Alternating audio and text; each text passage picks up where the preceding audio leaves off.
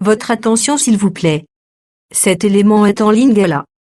Contactez-nous pour savoir s'il est aussi disponible en la langue de votre préférence. Veuillez aussi noter qu'il est en audio uniquement, dépourvu de ce fait d'image originaire. Christ Equality Foundation, organisme international d'évangélisation, et sa rubrique Pasteur et thème vous présente cette vidéo en accord avec l'apôtre Jean-Claude Kassoyi, ministre de l'Évangile éternel. Suivez-le tous les jours sur christequality.com et sur évangileéternel.com. Là, vous y trouverez de manière ordonnée tous ces enseignements disponibles en texte, en audio, en vidéo et en direct à notre web radio et télé. Surtout, ne partez point sans souscrire à l'une de nos chaînes YouTube qui correspond à votre version linguistique. Souscrivez s'il vous plaît. Tous les enseignements de l'apôtre Jean-Claude Kassoyi sont disponibles sur christequality.com/jckassoyi.html. Bonne édification au nom de notre commun Seigneur et Dieu Jésus-Christ. Amen.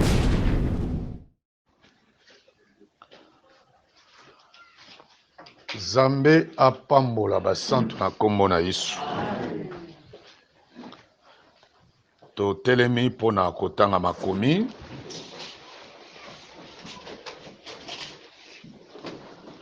Tozana mokanda ya Lévitique chapitre 23 verset 9 kino verset 14.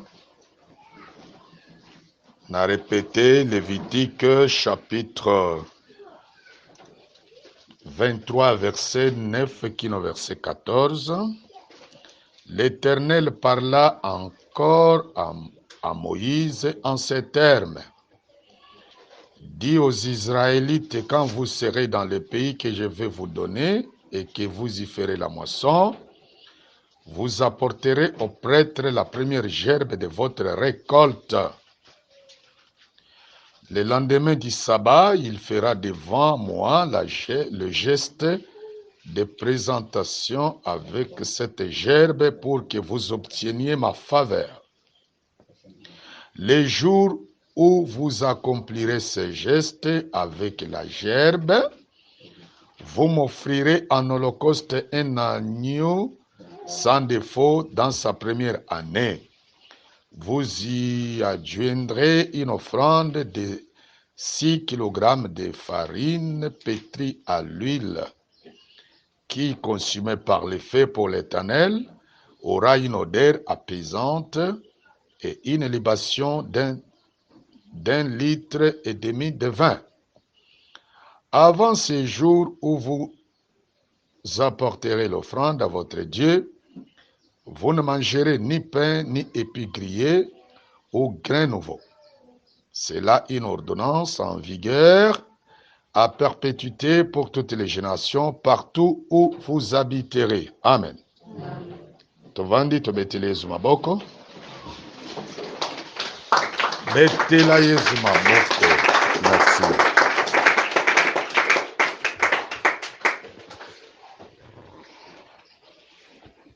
Tozongisi merci epai na Nzambe oyo apesi biso occasion ya kokutana lisusu pour savourer sa parole.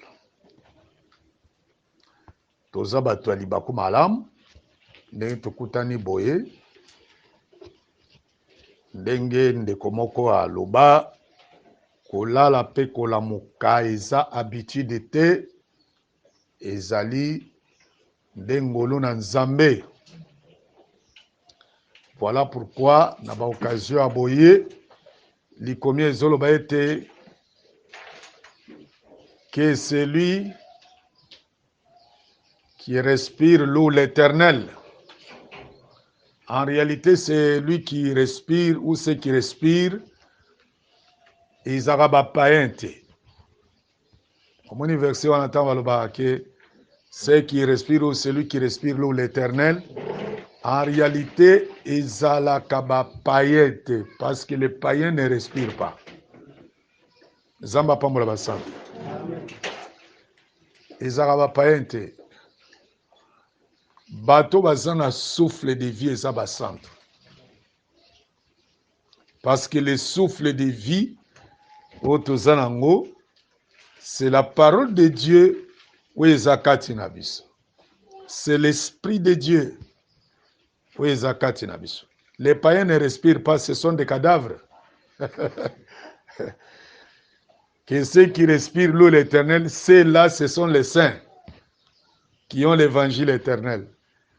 Mais ceux qui te disent que ce tchanga-tchanga, ils ont pour éviter la polémique, ils vont respirer. Mais en réalité, ceux qui respirent, ce sont ceux qui ont le Saint-Esprit. Mon pagano a zalokola Adam avant de souffler katinaï. Mon pagano a zalokola Adam avant de souffler katinaï. Mon pagano a zalokola ekeko wanati. Nzoto wana. Nde mon pagano. Ebembe.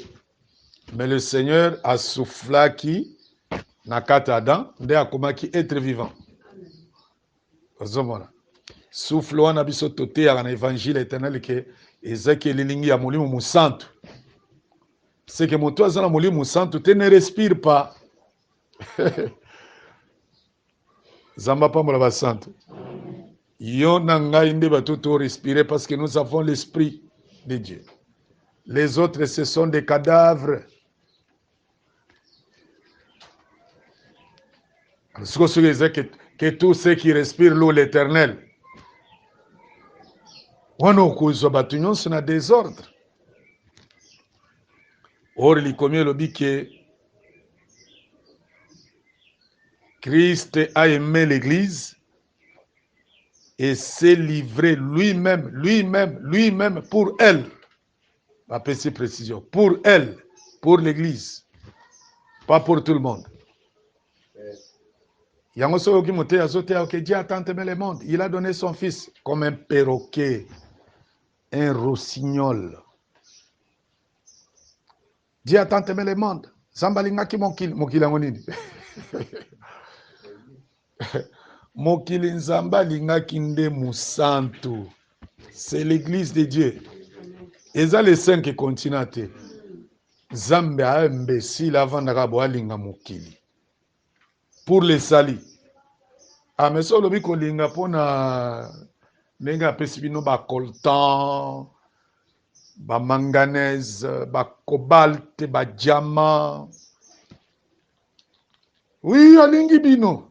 Mais l'amour d'Isali, Dieu ne peut pas aimer tout le monde. Pour l'amour du Sali, Nzamba linga batunyon sote. Yozo tanga teli komi zolo bake Nzambe balui monto sote. Dieu a aimé Esaü, il a haï Jacob. Ah non. Il a aimé Jacob, il a haï Esaü. Kozala ka presete. Bosiko tomi tunana na place wana. O bintu tibisho sobi Nzambe ya bolingo, Nzamba tonda boboto, Nzamba tonda boboto. Mais ndenge nini kaka likomi ikoloba ete Nzambe alingaki Jacob ayinaki. Est-ce que yoki Bible les autres trembler zo banga ke atanga kombo ayinaki? Ayinaki. Kasi yo longola verset wana ki ayinaki esauti. Siko la haine de Dieu aujourd'hui, c'est d'empêcher les autres personnes d'entrer dans le royaume des cieux. Bolingo na yepe eza ya ko permettre que ba musu ba kota lola. Po yende musalimbeki ndenge likomi ezoloba. Musalimbeki nde atali alobi bon. Nazo sala oyo eza ya valeur boye, oyo eza ya valeur boye. Omona kama na Kinshasa bateme moko ezaki bilamba ya ngwanzu. Mboka wana ya ngwanzu bilamba nyonso ezaka ya mabete. Oyo omona ka bazotindelo na ngwanzu wana ya bien pe ezali. Ya ba valeur ya makasi. Mosusu pe ya prix ya se ezali. Po ezueli na bino ezandenge moko te. Bato baza na bozu ya likolo, ngwanzu ya likolo ezali. Babo baza pe na bozu ya se, ngwanzu ya se ezali. Ezaka nde bongo. Seke Nzambe na kati ya bolingo na ye, soko yebaka te, asalaki boye. Aponaki bato mosusu. Po ete babika, bamosusu mpo bakende lifelo diable akotisaka motu moko na lifelo te. Bato nyonso bazokende lifelo kolo nde azopermettre bakende lifelo. Siko ndenge natei mabe mpo na yo ifo naloba te omoni nzambe alingaki bato bakende lifelo te. Eza nde mawa na yo ya bomoto. Toi tu crois que si Dieu veut faire entrer bato na lifelo akolenga akotuna nani? Ngana yo soto na problème ndeko moko akoya kokata likambo na biso. To nzambe ye moko akikoya kokata likambo. Mais yo soko oza na problème na nzambe motu moko akotelema azate. Même le diable akoyebi soki mon cher okoinde na pula mabe po nga moko na kokoka te kopusana devant ye. Bino boyeba te ke diable azaka mwana bitina ya nzambe na biso. C'est pourquoi soko ozali na losambo ya malonga oza moto ndimeli Christ. So tindi diable na bengani yo akotosana ye. Po déjà avandi kotosana no mokeli na yo. Likomi elobi bongo ti. Je vous ai donné le pouvoir. Parce que okolo pouvoir azali azu yango apesi biso. Soko yebisi diable bima na nzoto ya moto akobima atusakana azakana na problème ti. Yango na sengaka mingi ke oza na problème na nzambe te. Po soko oza na problème na nzambe moto akokotelo azate. Yozo mona te na tango Adam asumuki. Pour que Dieu sauve l'humanité akokaki kotinda mutu ya mukili oyo azalaki na makila moko na Adam lisute. Parce que dès que Adam asumukaki bato nyonso esengeli babotama na Adam makila wana ekomaki suye. Moto akoya kobikisa Adam azate. Yo tanga te na makomi balobi que les pères ont mangé les raisins verts. Minu ya bana ekomaki ngai. Batata baliaki bamboma ya miwiti. Que Dieu vous bénisse. Minu ya bana ekomaki ngai. Elingi koloba kaka ke tango Adam asumuki l'humanité tout entière esumukaki. C'est que makila wana nyonso ekomaki suye. Maintenant pour la restauration ya Adam, le Seigneur azaki liso besoin te ke atinda mutinda mi mwana ya Adam te selon zoto te makila moko na Adam te. Il fallait nzambe emprunter makila mususu po ete ya kobikisa Adam. Siko makila oyo ezoya mpona koya kosikola Adam ekoki kozala makila ya Adamu physique te, il fallait ezala makila ya ye nzambe po yango nde etikalaki pure kuna na lola. Or siko tango makila ya nzambe ye, makila ya nzambe ekomi mutu. Comment vous pouvez vous imaginer? Balobi ke tango Jésus azoleka Jean-Baptiste azolobake voici l'agneau de Dieu qui ôte les péchés. Après likomi kolobake makila ya Yesu eza kopindola lisumu. Ah, c'est que makila ya Yesu na agneau c'est la même chose, c'est une personne qui marche et son nom c'est Jésus-Christ de Nazareth. Que Dieu vous bénisse. Est-ce que vous comprenez que makila ya Adam ekomaki suye? Mais pour que nzamba ya kobikisa biso akoyi kosala su recours na makila ya Adam te, il fallait asala recours ne na makila na ye moko. Yango Isaïe azo prophétiser azoloba ke votre Dieu viendra lui-même et vous sauvera. Yo ki ke promesse wala baba ki moto mokila koya balobi votre Dieu parce que tango Adam asumuki siko ekomi votre Dieu viendra lui-même. C'est pourquoi bazoloba ke libanga wa Isaac se détacher de la montagne sans le secours d'aucune main. Dans Daniel chapitre 2 batindika ki yango te eyaki yango moko.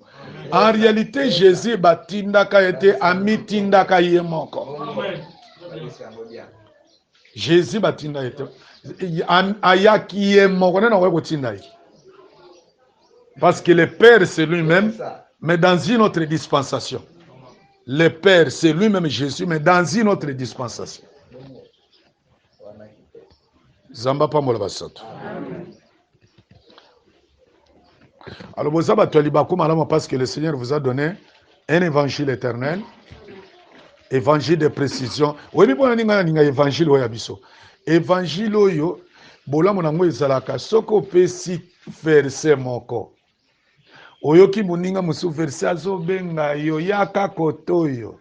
oyoki mosusu azoganga kuna na Naum, mosusu azobanga kuna ntango mosusu na Oze, yaka poto confirmer eloko yo olobi.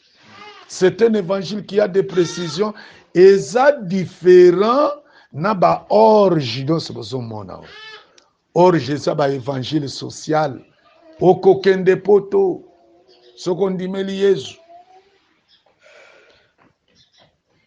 kende na ba église nyonso lelo na minito oyoka ta pasteur bako azote ateke okokende poto eza élévation libikolo litewa desili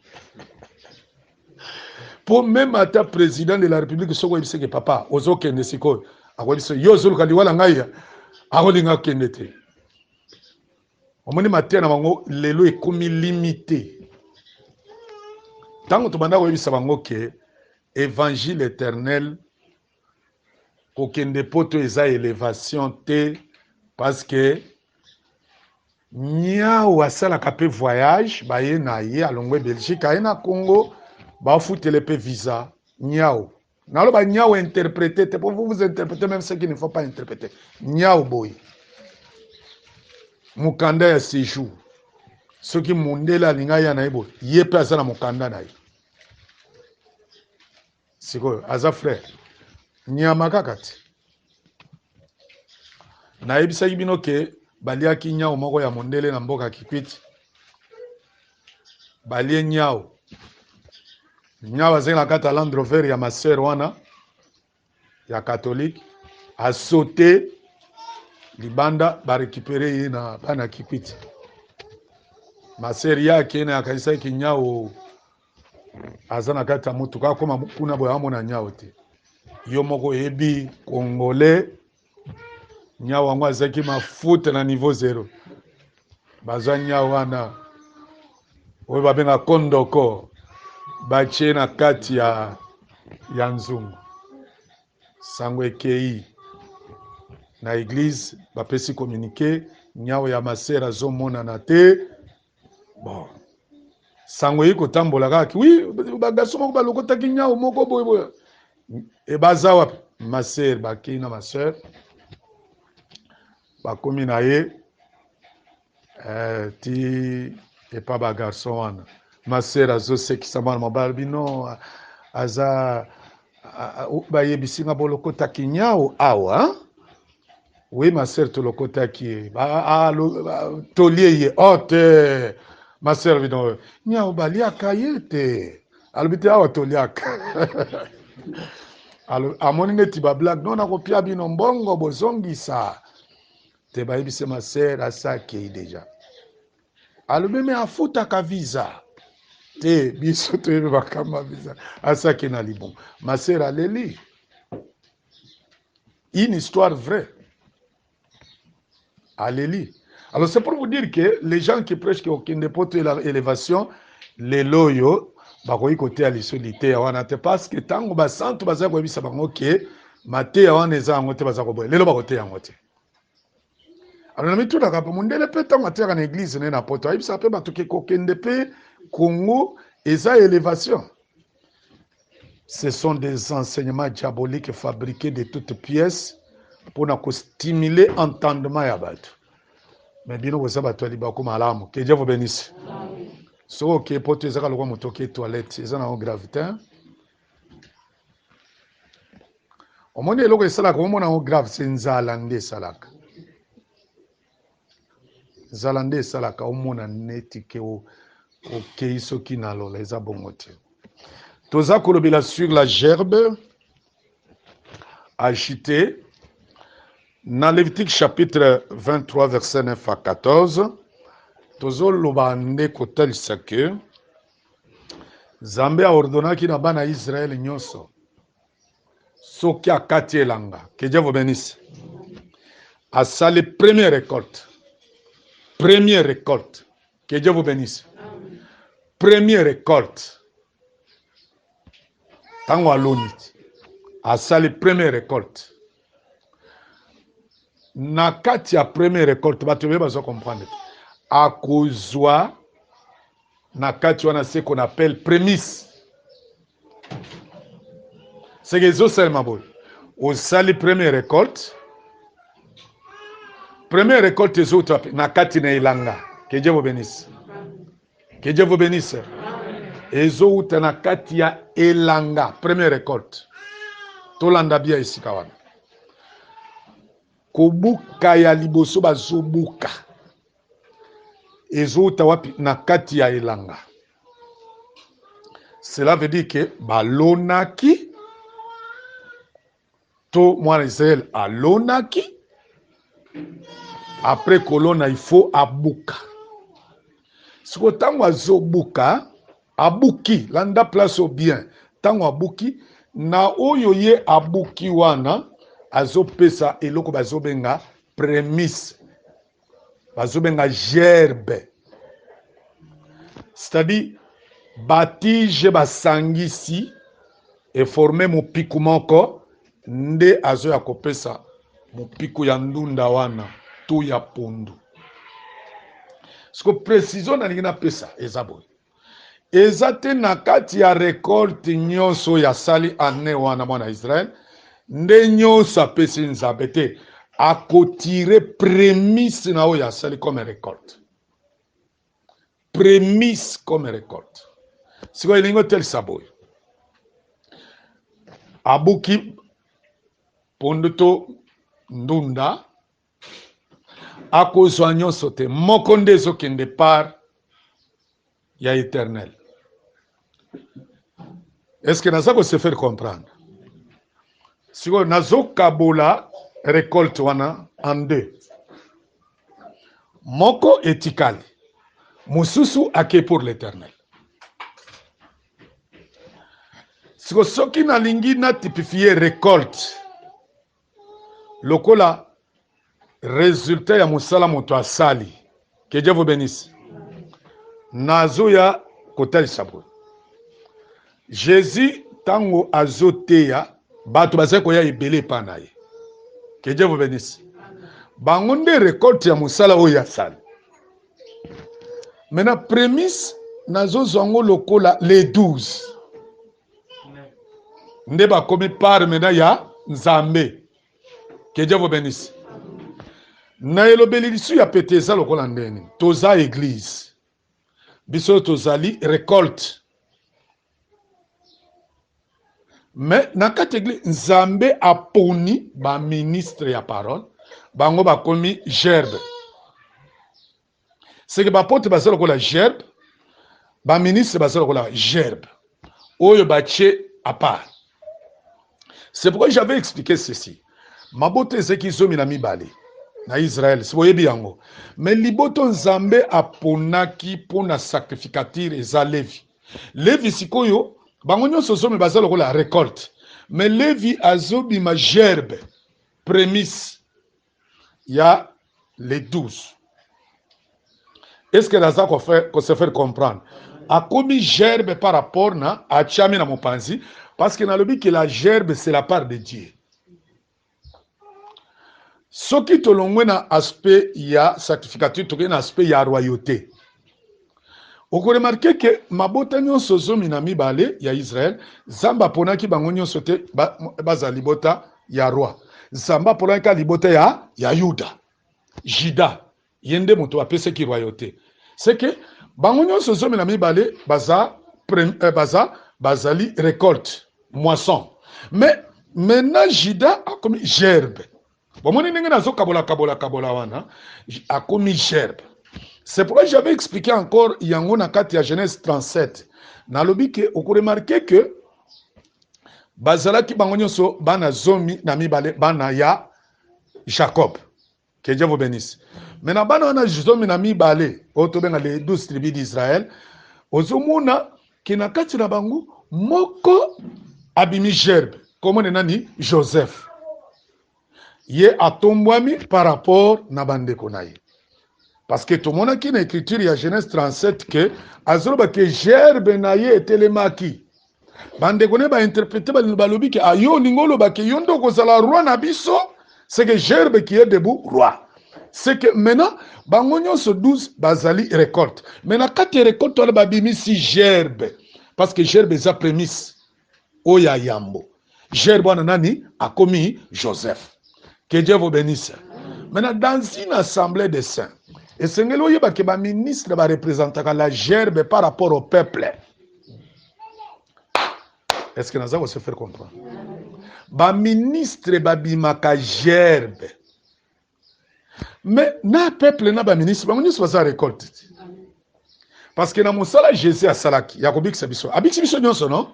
Maintenant si qu'on pona kokamba baninga, le Seigneur a poni ba ministre comme la gerbe. Que Dieu vous bénisse. J'ai voulu expliquer que récolte bazoka bolango na deux. Ils ont la récolte ezotikala, na récolte oyazo kende, o babengi gerbe, oyazo kende pour l'Éternel. Que Dieu vous bénisse. Maintenant, j'avais dit ceci. Likome ezotalisa que natango nzambe azopesa mobeko oyo, l'écriture de Dieu ezotalisa que alobi ke tango bokokota na mboka elaka, tango bokokota na mboka elaka mpe okati elanga, nde kuna okoyela ngai gerbe prémisse no ya yambo. Tango oyo okokote na mboka elaka. Mboka elaka ezalini? C'est le pays de Canaan, non? C'est le pays de Canaan. Canaan azali nani? Canaan azalaka mutu. Canaan aza mutu. Canaan aza mutu. Aza eloko musute. Que Dieu vous bénisse. Canaan aza mutu. Genèse 10, verset 6. Canaan aza mutu. Azali koko ya Noa, ya Noé. To petit-fils ya Noé. Azalaki mwana ya Cham. Noé azaki na bana misato. Sem, Cham et Japhet. Cham, Genèse 10, sokotangi, verset 6. Cham nde abotaki Canaan. Canaan wana azaka mutu. Siko aye kokoma mabele, aye kokoma pays. Aye kokoma mabele, aye kokoma pays, mwana wana. Sali tango aboti boti, yepe akomi libota monene. Nde pays ya Canaan, o pays ya Canaan. Mais na ibandila azaka mwana, petit fils ya Noé. Akomi une terre qui produit. Balobi que c'est une terre où coule le lait et le miel. Nde kuna nzamba lobaki kitango bokolona na mabele wana ya Canaan. Quand vous entrerez dans le pays de Canaan et que vous allez cultiver, parce que le pays de Canaan est comme mabele. Que Dieu vous bénisse. Kuna soki e boti nde bolongo li prémisse. Si qu'on a expliqué dans une partie ya kobota wana. C'est que mabele ya Canaan e botaka. Que Dieu vous bénisse. Jacques Azolo bakela kisanga kondima o ezanga misala nga na collection kondima o ezala misala. C'est que ceux qui ont toza terre de Dieu, c'est que toza obligé ya kobota mbuma. Parce que bozoyeba na parabole ya moloni. Je crois que ça doit être Matthieu chapitre 13, hein? La parabole ya semer. Mabele ekoyaki na nkuna na bisika misato. Ekoyaki na balabala, ekoyaki na mabele ya mabanga, ekoyaki na mabele ya banzube, mpe ekoyaki na mabele fertile. Que Dieu vous bénisse. Nyonso mine wana etalisaka bato. Mabele ya mabanga c'est Israël. Oyaza incrédule na évangile éternel lelo. Mabele ya banzube biso tote akeza ba vierge folle. Oyo les soucis du siècle présent et ça étouffer la croissance de la parole. Yeba ke mabela banzube lingo le bate ke botaki te. E botaki. Sema se kweyaki. E botaki. Mais si koyo, et so kola bien te parce que banzube bazo sala nini? C'est que banzube ki kotalisa ba souci, ba mabe, ou ezele ko étouffer, ba sœur, na ba frère mosusu bazo ya na kata église, pour na kotalisa ndenge sengeli misala ya bonzambe. Mais selon la prophétie, tu expliques à Kamabele Banzoube comme étant les 5 vierges folles.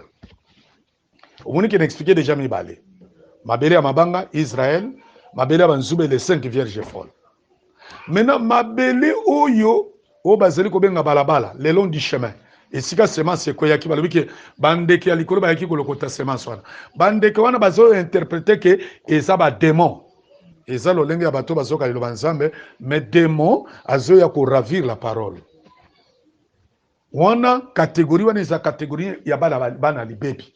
Ata bozo teya. Ngana kama trop. Ngana naso comprendre te lelo na makama ba église. Muto zo na kati église lo banzambe zo teya ba mais muto zo changer te. Et conmis-moi pas si ton dima qui osera en éternité. Parce que celui qui était dans l'éternité, c'est lui qui est la terre de Canaan. Il doit produire les œuvres tant oiseau yamba semence. Que Dieu vous bénisse. Il doit produire. Il doit produire. Parce que celui qui ne produit pas, j'ai des difficultés pour croire que c'est une terre bénie. Si koyo balabala etalisaka lolenge ya ba méchant. Ba faux frère, ba sœur ya lukuta. On m'a expliqué déjà Misato en passant. Nazo expliqué parabole ya semer en profondeur mais nazo soka moi ba grande ligne. Na iko zo masiko na mabele o bazo benga terre fertile. C'est ça Canaan. C'est ça l'épouse ya Christ. Parce que mon tuyau soit celui qui appartenait à l'épouse à Christ, dans quatre évangile éternel. Mon tuyau celui qui appartenait à l'épouse à Christ, nazo bisabino que à moi si anibala ya Yesu, ce qui a mis mon boto ya Yesu, il faut atteler sa mon boto wana. Quand vous voyez un frère, un serviteur de Dieu, une sœur, où il y a ça humble devant la parole ti, et ça passe, ngana kroyagati. Moi na ya nzambe ba ye ba kaye na tango asali mabe ba reprocher ye a mbala moko amikitisi que Dieu vous bénisse. Mais o ya zela sens ya komikitsa te eza pas si tondi maki aza frère to sœur. Mpe actuellement ozomona ke muto azo sipela kutu ke ba bengane pe na kati église abena kende na nga kaka. Or Bible lobi que il est doux et agréable pour des frères de demeurer ensemble. Nasi ba bengani nga l'église na ozala mal à l'aise. Pourquoi? Parce que dans quatre églises, je suis en train d'écouter la parole de Dieu pour être moli momwangai mukola bien. Ce que yo ka parole te revivre ndeni. Kaka ba justification. Ba chenga libana na lukuta, boy na boy. Justification. Oko kendeli felo. Mwana na nzambe, ezala me ba koselio, ezala ba koselio te, il faut ozala humble devant la parole de Dieu. Parce que le dit que humilions-nous sous la main puissante de Dieu. Or, la main puissante, c'est la parole. C'est le ministère. C'est l'enseignement. La main puissante. Il faut s'humilier. C'est que si vous êtes la terre de Canaan, c'est une terre qui produit. La production de la terre, c'est ça ce qu'on appelle les œuvres. Misala malam. C'est que Canaan était une terre. Nazongela kina no na pona hotel sa ok. Canaan lokola mabele e botaka. Ce qui olobe osa monsanto, bota misala ya bosanto. To bota misala ya bosanto. Que Dieu vous bénisse.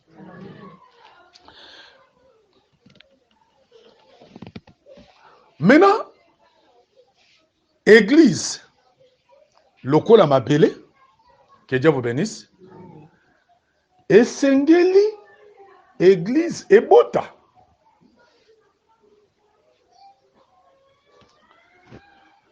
Église lokola moto. Mabele lokola moto. Wana nazozo mabele église lokola moto. Église veut dire mabele moto. Moto wana il faut abota. Que Dieu vous bénisse. Maintenant, nazozo moto wana nanu ministre de la parole. Quand vous êtes ministre, vous êtes une terre bénie. Que Dieu vous bénisse. Mais esengeli obota ministère na il faut ebota. Ekobota bandimi, ekobota pe ba ministre. Que Dieu vous bénisse. Maintenant, ba ministre bazobota bana kata ministère na yo. Awa nazoba na cadre ba ministre. Ba ministre bazo nazozonan peuple babotami ndenge Paul azoloba ke vous êtes les sceaux de mon apostolat. peuple ya botami wana nena obenga récolte ya musala no ya ministère osala kiti seboti que Dieu vous bénisse. Maintenant na kati ya oba botami wana portion moko ba obenga ngo gerbe portion na nde ba ministre. C'est pourquoi ceux qui mutu aza ministre ya parole et que ministère ne ebotaka ba ministre mususu te a ministre te. Un ministre c'est celui qui engendre azobota bana nzambe po bakota lola azobota pe ba ministre pe mususu. Omoni siko na expliquer mabele comme ministre. Récolte ezobima na kati ya elanga wana mabele wana lokola bato. Na kati ya bato wana portion moko eke ya part babengi bango ba ministre ya parole. Est-ce que David c'est clair? C'est que lokola gerbe. Alors maintenant, si vous êtes pays à Canaan, vous êtes la terre qui doit produire, vous ne produisez pas ce que je suis en train de parler, là vous ne comprenez pas l'évangile éternel. Que Dieu vous bénisse. C'est-à-dire, la moisson est scindée en deux parties. La moisson est scindée en deux parties.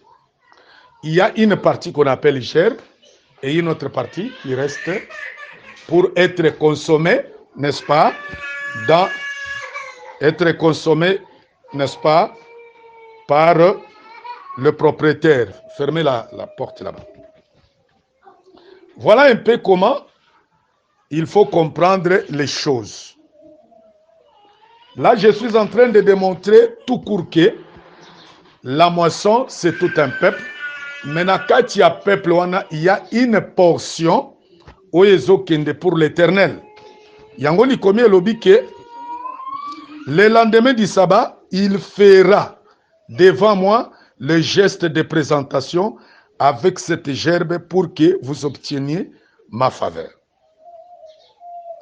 Place au tolobela qui yango, mais les gens ne nous ont pas bien compris. Nalobi boy. La gerbe aza agitée de côté et d'autre. De côté et d'autre.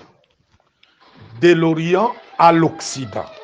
Ce mouvement d'être agité de côté d'autre, Nathalie Saki que gerbe pe, comme Jésus, il fallait agiter de côté et d'autre.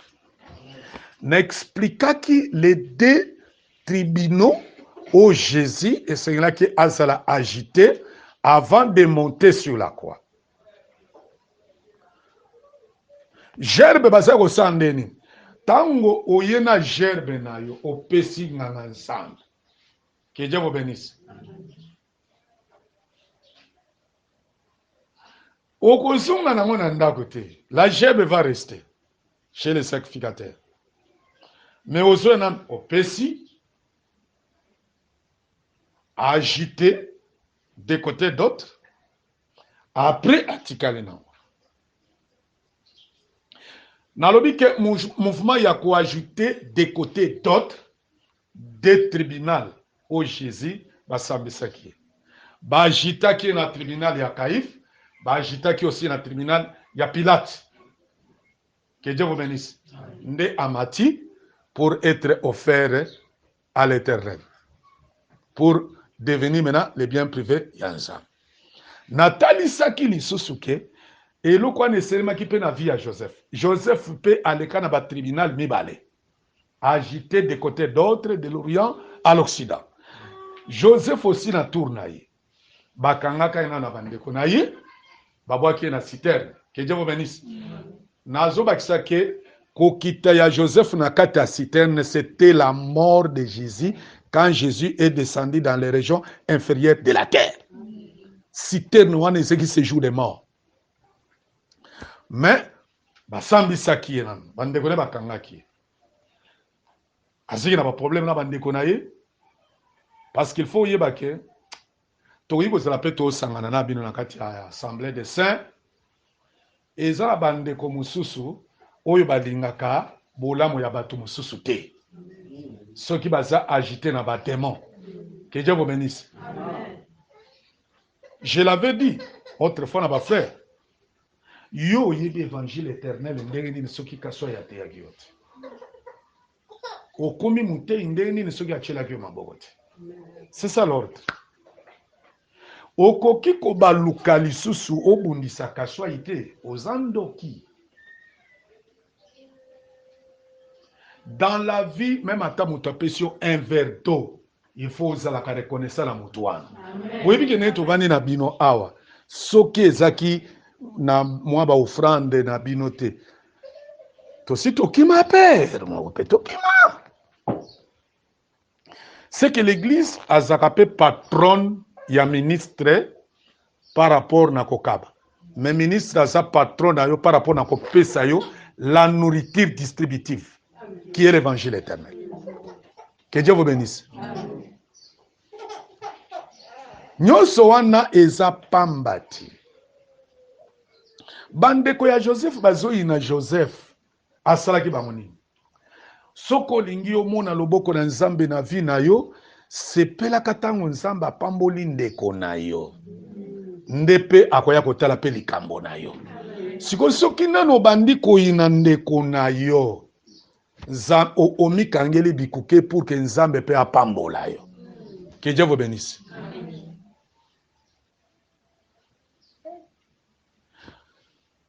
Bakangaki Joseph.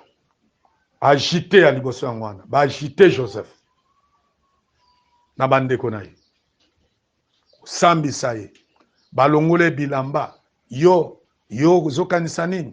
Bazoina c'est que yeba keza mutu mususu akoyinaka yo mais osala na ye likambo te ye moko kaka na ba esprit ezakati na ezotina ayina yo po azomona ke makambo na ezokende liboso. Que Dieu vous bénisse. Tika ete mutu nyonso ya koyina yo parce que oza prospère makambo na ezokende liboso to oboti Nzambe a confondre plan na nyonso diabolique au nom de Jésus. Amen. Soki azoyi no pozola ta kitoko zolia kitoko sana courage Zamba confondre au nom de Jésus. Amen. Mpe mingi ya bato babundisaka baninga kaka bato na bayaka kofukamela baninga wana. Nde tomonaki kaka bango nde Joseph ayaki kobikisa bango. Mais tango bakoya kofukama epa na yo koloba teke bosalaka nga mabe te limbisa bango kaka. Moni ne makaba Nzambe ezalaka. Joseph atangelaka bango te. Aliesa kutu bango. C'est que mabe na bango ekozela makala ya moto. Bajite na tribunal ya liboso bandeko na ekosambisa ye. Esili wana te. Wana nyonso wana eza nzela ya élévation. Omoni nzembo wana ya élévation. Élévation wana. Élévation nini? Élévation. Yema. Élévation. Et tu yema. Élévation. Élévation, elle est sujet de combat. Élévation,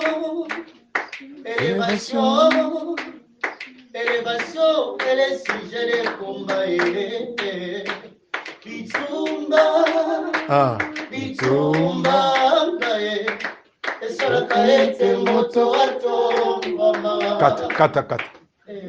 Kata. Zamba pambola basanto. Tobetelezo maboko. C'est-à-dire que bato nyonso babundisamaka makasi na vie bayeba ete suka botomo ami ezali. Omoni bakangi na bandeko na ye bandeko ya Joseph et soki wana te akomi na Égypte. Que Dieu vous bénisse. Akomi na Égypte asaleki numba te bakoseli kobanda kokosela bato makambo ebandi lelo te eza ya kala eza molimo ya kala eza molimo ya kala seke esalamba seke boye ekuba bakoseli Joseph epa mwasi ya Potifar ke mwana mobali oyo alolaki ngai alingi avanda na ngai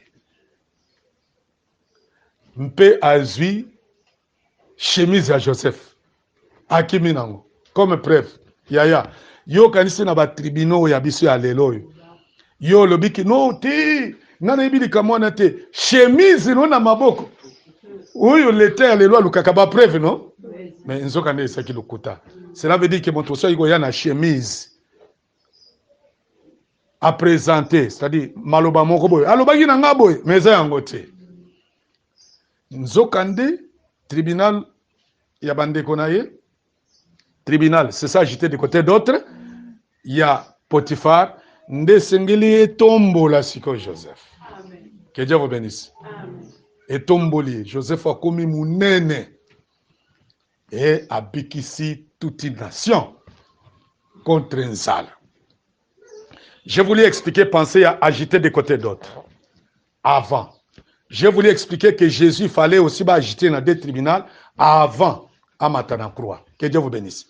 C'est que croix maintenant, c'est ça la finalité. Si Jésus a monté sur la croix, c'est ça la gerbe. Oyo, ils a agréé. Tomoni que écriture ezoloba na verset 11 et que le lendemain du sabbat, il fera devant moi les gestes de présentation avec cette gerbe pour que vous obteniez ma faveur. C'est que quand Jésus est monté maintenant sur la croix à Koufé le Bisso, que Dieu vous bénisse, nde tozwaki ngolu na nzambe, tozwaki faveur ya nzambe. Que Dieu vous bénisse. C'est que gerbe a joué rôle munene. Soko pesiye. Mbala moko bato ba kwa kozwa mawa ya nzambe te. Faveur ya nzambe te, ba kozwa faveur ya nzambe. Jésus comme la gerbe, ndeta wa matina croix, biso tozwi faveur na ye. Pour que makambo nyonso tokobanda kosala tozala prospère. C'est que soko boy kopesa gerbe, moyen ozala prospère ezate. Moyen peuple bazala prospère ezate. Soki nzamba apimela kibiso gerbe na ye, apimela kibiso mwana na ye Yesu Kristo, parce que la gerbe eza mopiko ya ndunda te en réalité eza mutu. Soki nzamba apimela kibiso mwana na ye alikinda te mbele biso tozwi faveur ya nzambe te. C'est que la gerbe nous donne ou attire la faveur de Dieu, attire la faveur de Dieu vers nous. Que Dieu vous bénisse. Amen. Mais bazo zoye wapi nakatelanga. Pona nini awa siko nazozwa elanga comme ma prophète. Jésus comme étant une gerbe qui sort du milieu des prophètes. Nazozwa elanga. Bon, je prends récolte comme des prophètes. Je prends récolte comme des prophètes. Je peux aussi prendre même les chants. Écriture les autres soutenir kaka. Mais nakati Nzambe a vu Jésus. Nakati a pas prophète, Nzambe a vu Jésus, a poni Jésus. Pour être c'est la première née d'entre les morts. Afin que bisoto obtenir la faveur de Dieu. C'est que gerbe koki kobima libanda ya moisson te. Libanda ya elanga te. Gerbe ko bima ayer te. Ni yango moni biso totera na évangile éternel boye que bakoki kozwa un frère ya Aseka akomi ministre ya assemblée des saints te. Bakozwa kaka frère ya assemblée des saints oyo aza na évangile éternel, que Dieu vous bénisse, nde bakotiela soko moni kaka na tieli maboko mutu ya Aseka to mutu ya bima. Tango akotelema ka abanda koloba kaka okosentir kaka oyo yaza ya biso te. Mbala moko lokola losambo ya basantu eza losambo ya bato ba matoye kwa kosupporter lisusu n'importe quoi te, ngai na koleka na tribunal kaswa yo expliquer ndenge nini ozu mutu ya Betel, parce que tango ye akuya awa na chair ya assemblée des saints à coproduire du bétélisme, à coproduire te évangile éternel. Ndeo ya coproduire et tango à coproduire okomona ke basi bakozipa mituli sute basi bakomi en pantalon nyos akoya na enseignement mususu. C'est pourquoi il est écrit que Dieu suscitera un prophète. Le prophète là c'est la gerbe. 10 milliers de frères. 10 milliers de frères. 10 milliers de gerbes, 10 milliers de la récolte, Dieu suscitera un prophète. Vous l'écouterez dans tout ce qu'il vous dira. Celui qui n'écoutera pas ce prophète sera exterminé du milieu du peuple. Profession le problème est Jésus. C'est Moïse qui y a parlé de ça. Que Dieu vous bénisse. 10 milliers de frères. Nazo insisté. Pour nani bomona ba mibulu epele na kati ba mangomba. C'est parce que batwana baza batu ya elanga moko te. Baza mulona moko te. Pour ceux qui batu baza mulona moko, okomona trouble te. Mais ce que mu trouble côté c'est que landela bio baza mulona moko te. Baza na semence moko te. Baza na enseignement moko te. Parce que batu baza na enseignement moko bakoki ko wela na te. Mais même ata ba wela bakozonga toujours na botosi ya parole parce que la parole de Dieu en est likolo ya bato nyos. Que Dieu vous bénisse. La gerbe ezali le premier fruit de la récolte, premier fruit. C'est pourquoi Jésus, il est la première des œuvres de Dieu. Qui? Jésus. Il est la première des œuvres de Dieu. C'est que Namisala Nzamba Salaki. Les œuvres de Dieu s'appellent ma prophète.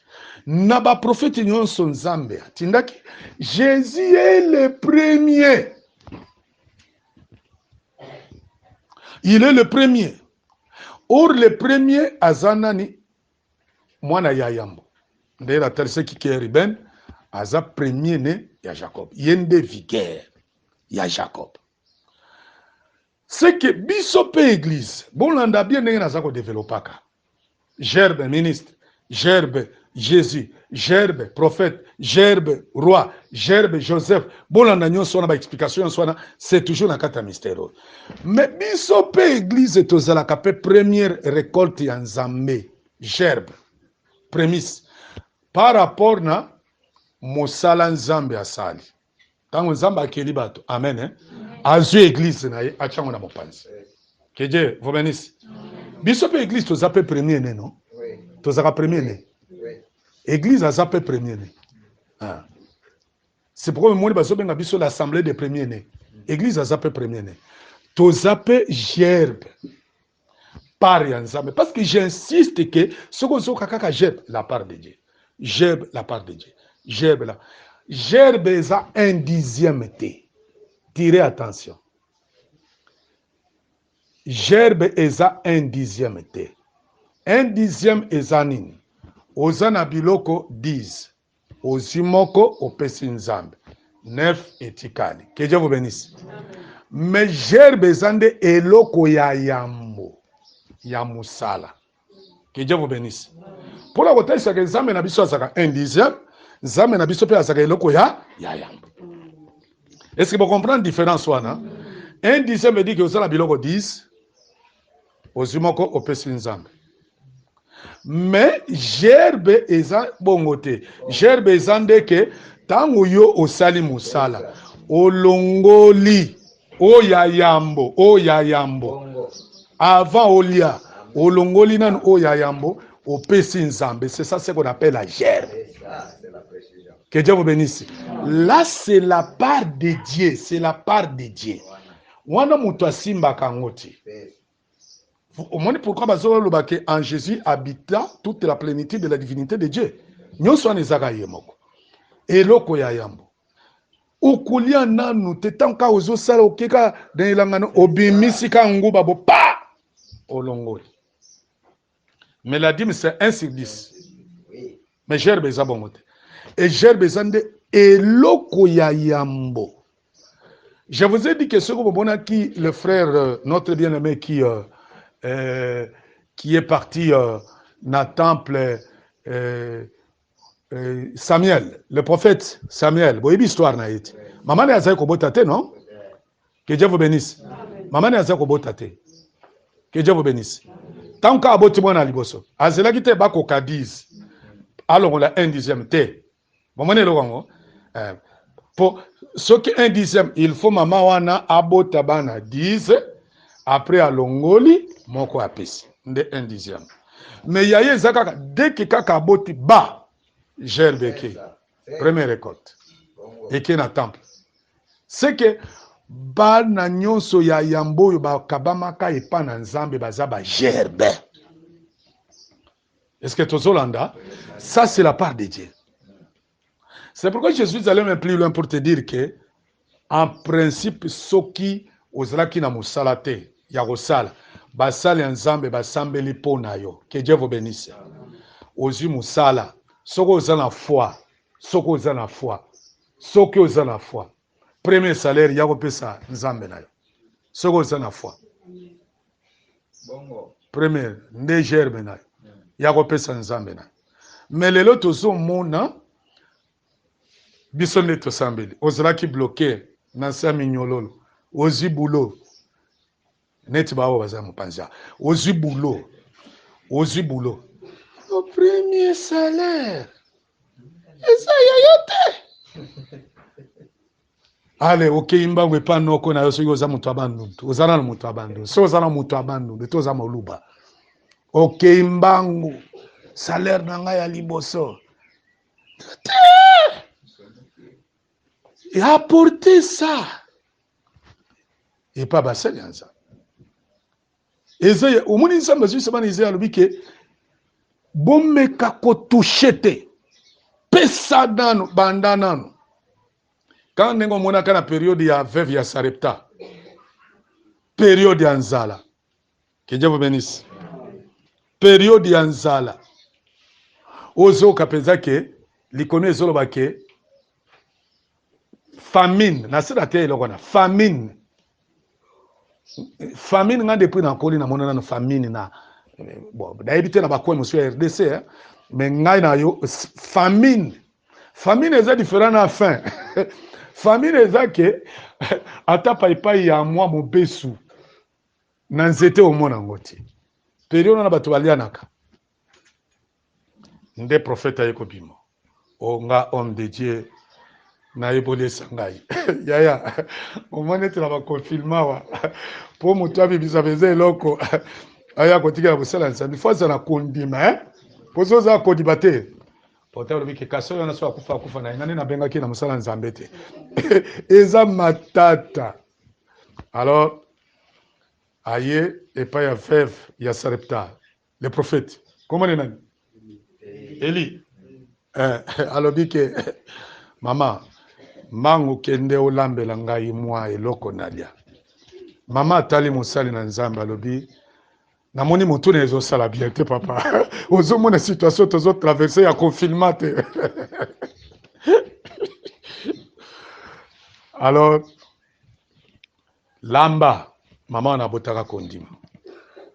Je voudrais vous dire que na makambo nyonso bozo sala soko chaka kondima liboso te ya bapasi na yo oko réussir te. Na répéter soko chaka kondima liboso makambo nyonso te oko réussir te. Oyi ko zalo zo traverser na ba moment moko difficile. Nzamba zali. Mitalaka yo mongonana po yeba grandeur ya nzamba. Tu peux monter OK partout dans le monde. Ba okota yo mosute. Ozaka yo moto zalia. Ça prouve déjà que aza solution à tous les problèmes qui oyeki kozala kati na. Mais maman wana aboti kondima ake alambeli mosala nzambe. Tout le temps que bato ba umelaki na kati ya nzala, que Dieu vous bénisse, maman wana kufaka nzala te. Tika ete kondima azala camarade na bino na komona Yesu. Amen. Kondima azala camarade na bino monene partout où vous allez. Que Dieu vous bénisse. La gerbe est donnée au sacrificateur. La gerbe est donnée au sacrificateur. C'est le sacrificateur. Yango total c'est que Jésus aussi comme la gerbe ba yambi na maboko et pas ya Simeon. Tango yambi azolo bake tika moseli na wakene na kimia misu na ngai moni gerbe. Misu na ngai moni gerbe. Tika siko musali na yo akufa. Que Dieu vous bénisse. Parce que la solution que j'attendais c'est ça. C'est que la solution de l'humanité c'était Jésus-Christ. C'est que dès que la gerbe est déjà agitée, c'est déjà la solution de l'humanité. Alors tika musali no akene na kima. Omoni tango Simeon azolo bawana ba prophète nyonso ya kala bazaki kati na ye. C'est-à-dire que tango azoloba ke okokaki ko permettre te nakufa. C'est que tous les prophètes de l'Ancien Testament étaient dans Siméon. Kokufa wana kotala kaka ngona sens ya kokufa physique te. Elingi kotalisa tokokaki kokende lifelo te parce que muto tozaki kozela po ete aya aye. Que Dieu vous bénisse. Nde sikona koki kolala na kimia parce que nayebi ke salut et monani. Que Dieu vous bénisse. La mort dont les frères étaient en train de parler, comme on a encore un sens, il y a mort physique, cette mort-là, c'était la seconde mort. Pourquoi qu'on permette de l'ifelo? Parce que l'ifelo, c'est la seconde mort. Il fallait namona. Que Dieu vous bénisse. C'est que Jésus, bamona ki, lobi konaye, monana ki, et pas ya bateau yo, bazaki na bomo ina mokili, na bateau bakufaki. Parce que Jésus est descendu aussi dans les régions inférieures de la terre. Bato baye bakate Jésus amona bamona ke na bato ya bomoi bazwaki lobiko na bato bakufaka avant yaya bazwaki lobiko bangonyo soit la kata Siméon tika siko mosele na alal kolala wana c'est le repos boye bake ba centre yoso bazokufa lelo yo en réalité ba pemi namoni batina ninga message moko awa j'ai corrigé ça et pas yande komako alobike soko moni Jérémie moko atindeli yo message ezala ba Facebook mikolo yo un certain Jérémie a bengio kondimate asa akufa. J'ai dit à la sœur qui m'a envoyé ce message, je lui ai dit que mon centre yiko zana doctrine ya mabe bongote. Jérémie ce qui a sakufi akufi na ye. Soko moni muto ya kufa asekui ezayete ezali bandoki nde bazola telongi ya mutu wana. Que Dieu vous bénisse. Muto ce qui a sakufi akene libela kopema. C'est que basantu nyonso bazokufa en Christ aujourd'hui bazokende kopema. Que Dieu vous bénisse. Autant opportun tango kelelo ekobeta bakosekwa. Kelelo wana eza ndenge bato bazoyemba banzembo te. Tango Yesu akoya kokamata bandimi kelelo parara. Non, c'est diabolique. Ça n'existe pas. So kasi ke zande kelelo moko boye ekobeta pote mokolo Yesu Kristo akoya moto yo akoyoka ke tolingi tokende ezaka moto azana Saint-Esprit. Cette attraction là ce n'est pas tout le monde qui va sentir ça. Soko zande tinemo zawana uyoko yoka moto azasimano akoyoka yango ti. Po ayoka ngo il faut bino nyonso za esprit moko. Que Dieu vous bénisse. Alors, banzembo bato bazo yemba tango Yesu akoya kelelo ekobeta kelelo ngo beta nini? Paul de Boyoki. Et ça, c'est une compréhension diabolique. C'est une compréhension qui n'a pas de soupassement makomi en Zambé. Que Dieu vous bénisse. Makambo tozolo bo eza po bo poser la question pour être besoin de lumière. Que Dieu vous bénisse. Betere so maboko makasi.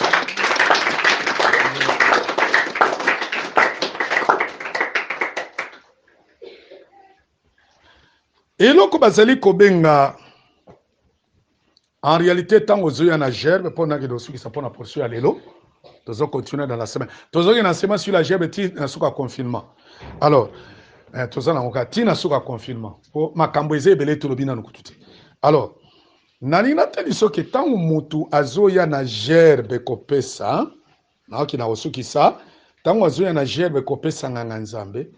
En quelque sorte, eza lokola action de grâce. La gerbe, c'est une action de grâce. Nengezamba pamboli musala na yo, que Dieu vous bénisse, en guise de reconnaissance. Nde ozu molona ya yambo, oba bengi gerbe, oye opesi na Zambé. Or, notre action de grâce, c'est le Seigneur Jésus-Christ. Na mosala nzambe asalaki, abimiselaki biso mwana na yali kinda. C'est la gerbe pour que tu obtenir la faveur. C'est une façon ya nzambe kokumisa kombo na ye. Parce que tant apesi biso mwana na Jésus Christ, akumisi kombo na ye. Que Dieu vous bénisse. Akumisi kombo na ye. Akumisi kombo na ye. C'est que natango yo église baprésente yo epai na nzambe ndenge jésus apresentaki yo mokolo wana na Jean chapitre 17 akomisi nzambe na mosala oyo ye asalaki. Alobi ke na bato nyonso opesaki nga na perdre temps moko te kaka mwana ya libebi. Que Dieu vous bénisse. Wana Jésus a présenté l'église comme la gerbe. C'est une action de grâce. Que Dieu vous bénisse. Ministre ya parole. Tango azali kote ya sango malamu ya Yesu Kristo. Eke abimisi bana na nzambe. Apesi bango epa na nzambe. Eza action de grâce, eza matondi. Voilà pourquoi biso tote ya kake. Na kati évangile na biso oyebake mosala ya nzambe nyonso ezali ko prospérer te. Na nzela ya un certain ministère de la parole eza vraiment mosala ya nzambe te. Parce que place ministère ya parole ezali bato il faut bazala prospère sur le plan spirituel, même sur le plan matériel et sur le plan financier. Que Dieu vous bénisse. Voilà, que Dieu vous bénisse. Pona nyonso to yoki lelo kangami sunayo to sambela mana mona yo Yesu Merci d'avoir suivi ce message et que Jésus-Christ vous bénisse. Si vous avez une question à l'intention de l'homme de Dieu, si vous voulez que l'homme de Dieu prie pour vous, si vous voulez vous confier à l'homme de Dieu, ou si vous voulez tout simplement bénir l'homme de Dieu, contactez-le directement si ses coordonnées sont disponibles depuis sa page. Sinon, contactez-nous et nous lui transmettrons vos préoccupations. N'oubliez pas de faire un tour à notre page évangélisation pour voir en quoi vous pouvez vous rendre utile à Christ par cette œuvre. Que Dieu vous bénisse tous. Amen. ChristQuality.com. Les cieux en un clic de la souris. Évangile-éternel.com, le site de l'évangile éternel. Christ et Quality Fondation, équilibrer la manne ramassée dans le désert de sorte que chacun ait un numéro.